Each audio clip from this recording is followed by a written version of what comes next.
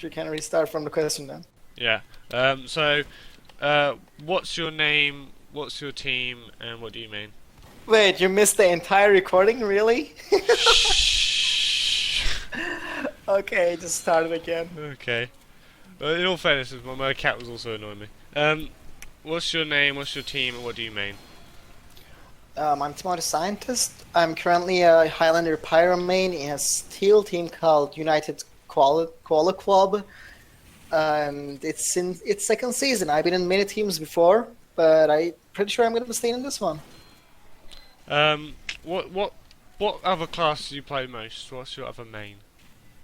I used to play Sniper a lot back in the day, but I never got into competitive with it. And then I just swapped to Pyro, and it was way more enjoyable. So I just fan with it all the time. What would you say is what qualities are needed in a pyro? Well, you need to have a game sense to begin off with in the game. Where the spy is going to be, when is he going to uncloak, what is your team thinking, and where they are going to be. You need to guess what your team is going to do before they even do it. So, in a game sense way, you need to have a game sense of medic level or a spy level, or maybe even more than them. Game sense is something that's the most important thing for a pyro. Would you say any tips for playing pyro? There are secrets to playing the class, such as reflecting mechanics and flame mechanics are far different than what people make them to be. And I made a bunch of things covering these issues, so if anyone wants to see that, you can ask me any questions about it. But other than that, the pyro, everyone seems to be using the flare gun all over the place. They're like, oh hey, I'm gonna get that flare punch that I saw in the frag video, which is not the case in competitive. You're not gonna be getting flare punches or flare hits because enemy pyro is gonna be air blasting everyone off. You're not gonna be able to get close. So shotgun is a way superior option unless you're in Australia, which has a complete flare gun meta for no reason. I don't exactly know why. But if you plan to play competitive, I will suggest trying shotgun and different melee weapons other than power jack. Why did you start playing Team Fortress 2? I needed a free game back in when Steam was just advertising all over the internet. I saw Team Fortress 2 was free to play, so I picked it up when it was just became free to play. Like people were getting their proof of purchase hats every day when I was playing. I played for 100 hours, then I kind of got bored. I started playing different games. I picked the game back up around Pyromania updates, and I've been playing ever since. What was your first team? What teams have you been in?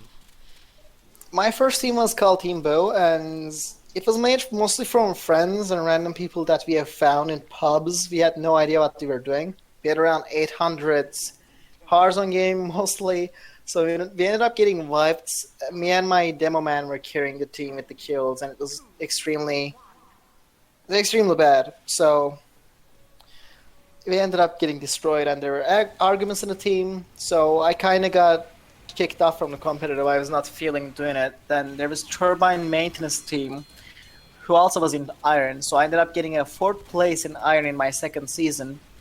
And I thought I was just not meant for Iron. Everyone else was saying the same for me. So I ended up murking in many different teams. Every game I was in a different team. I was getting paid by like 1 or 2 keys or something in silver, in gold, in steel, whatever team wants me to play, I was with them. Pretty good. It was kind of profitable, but then I just got bored off of just people insulting me every single game whenever I do a slight mistake because I'm paid for them. They are paying me to play the game. So I ended up joining the United Quality Club, and now I'm moving up with them. I'm one of the most experienced players in the team, other than Gibbsy currently. So I'm helping out my team. Sounds good. Who did you say is the leader in that team? It's really a split decision. They offered me the leadership, but I refused it because I don't exactly like the leadership. I don't want to interact with other leaders, discuss mercs and things like that. But in game, it's either Gibbsy leading or me leading, depending on whoever's available or whoever has more experience in the game. Okay. Sorry, I have a different set of questions for leaders. Why did you get into comp? Why did you decide to do comp? Well, I like being competitive, and pubs were just not cutting it anymore for me because I was just wiping everyone in the pub, killing everyone. No one was standing in my way. It was not fun anymore. because I already knew all the tactics, where to go. I needed a challenge, so I just joined competitive and saw a completely different area in it. How did you join comp? Like, how did you progress into it? I just saw like there were competitive leagues, and I saw medals on a bunch of people. Then I just joined a random competitive team made with my friends, which sucked, as I mentioned before. Then I started progressing with different teams, which worked out for me. Any tips for getting into competitive? Well, if you want to get into competitive, first off, you need to have a mentor. That was one of my biggest mistakes, and I'm glad I got somewhere without a mentor. If you are looking to play competitive, just go on to TF2. There are many mentors you can grab that play on plats or silver or gold. Those guys will be showing you what to do in what map and what your strategy should be, how you should be playing. But every mentor has their own ways, and some of them ask for money. So it might take a while for you to find the right guy. But other than that, just learn the meta, learn what to use, and don't listen to other people's opinions that are just negative about it. Yeah, mentors sound like a good idea. What do you think about matchmaking coming up for TF2? Well, matchmaking is mainly sixes only, so I don't really have much to say. I tested it. There is just a lot of issues with ping and with servers you are placed on.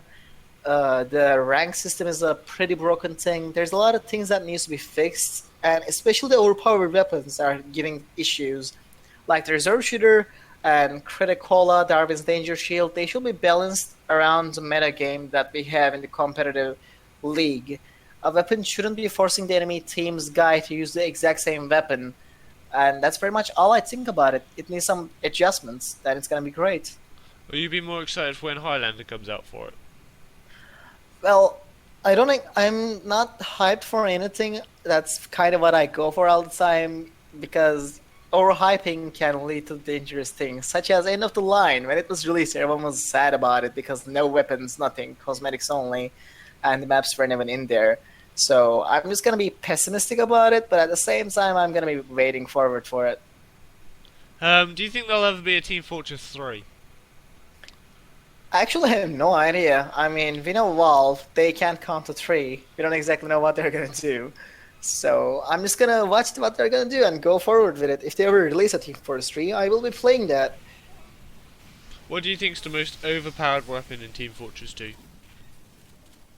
The most overpowered thing? Yeah, what would you say is the most overpowered thing in Team Fortress 2? Well, I will guess that it'd be the reserve shooter or directed. There's a lot of weapons that are overpowered and needs nerfing. But in my opinion, the most overpowered thing in Team Fortress 2 is a well-coordinated team. There's nothing that can take down that. Interesting choice. What's your favourite weapon in Team Fortress 2? If you can only have one weapon in Team Fortress 2, what would it be? I will go with the shotgun. It's the most reliable weapon in the game. It has 6 shells, fires once in 0.6 seconds, and has a solid 90 damage if you land all the hits in close range. And if you get closer, it can actually ramp up the damage by 35% and deal over 120 damage. So it's one of the most good weapons in the game. What do you really want them to add into Team Fortress 2 next? I will really appreciate a reflecting weapon for Pyro, something like the rocket jumper or sticky jumper, so Pyros will stop M1 doubling in every single game and actually start using that M2 button, something to encourage them to start playing the game in a different way and actually play the Pyro the way it was meant to be. Well, I think we've generally covered all the questions we have. Thank you very much for taking your time. Obviously, I will leave a link on the video, so obviously all you kids can go check out Teemo, who does loads of Pyro instructional videos and stuff like that, and teamwork concepts, which are all very interesting, goes into a lot of detail. I hope you enjoyed that, and obviously, thank you very much for watching, and thank you very much to Teemo for taking the time to do this. No problem. No, somebody said that 24-player MVM Turbine may actually be possible. well, I'm not. It's not my server, so I'm not here to destroy it. Okay. It's not mine. Well, it's not really playable. It's kind of an unfinished map. Oh, it's an unfinished map. 24 Okay. players. Yeah, look, because all the ones we've been playing on are completely stable. Rocket jumpers. All rocket launchers. Okay. God. XP. That's why, Discord, why? What map is this? This is Hat Factory. Oh my god, this is the same map. I want to play in Hat Factory. You think I can get myself a Guys. Blue team, come over here. Come over here, look at the window. This gas map. This isn't Borneo. you silly goose. Ah, you. Come to the window.